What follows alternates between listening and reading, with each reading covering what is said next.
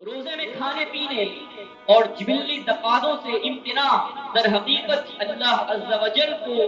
اپنے اوپر ہر لہجہ و آن نگراں جاننے اور ماننے کی ایک مشق ہے، جس کی وجہ سے آدمی اپنے نفس کو محکوم کر کے اس پر بادشاہت کرنے جیسے عمل سے لطف اندوز ہوتا ہے۔ حیوانی جبلتوں کو مغلوب کر کے اسے اپنے آپ پر قابو پانے کی صلاحیت کا علم ہو جاتا ہے، جو ہر موقع پر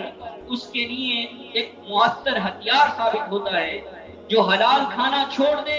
بھلا وہ کیسے دوسروں کا مال ناجائز طریقے سے کھا سکتا ہے؟ جو پاکیزہ مشروبات سے رک جائے تو کیسے ممکن ہے کہ وہ کسی کی آبرو کو دار دار کرنے کا باعث بن سکتا ہے؟ جو خود اپنی جائز جسمانی خواہشات سے باز آ جائے، وہ کیوں کر کسی کی عفت و عصمت کے لیے خطرہ ثابت ہو سکتا ہے؟ الغرض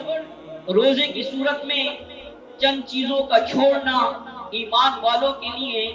رب کی نافرمانی کو ترک کرنے اور اپنے مالک کی ناپسندیدگی سے بچنے کی جہد مسلسل میں کامیابی کا ضامن ثابت ہوتا ہے، جس کے باعث اس کے لیے نہ ختم ہونے والی نعمتوں اور ابدی حیات طیبہ کا دروازہ ہمیشہ کے لیے کھول دیا جاتا ہے۔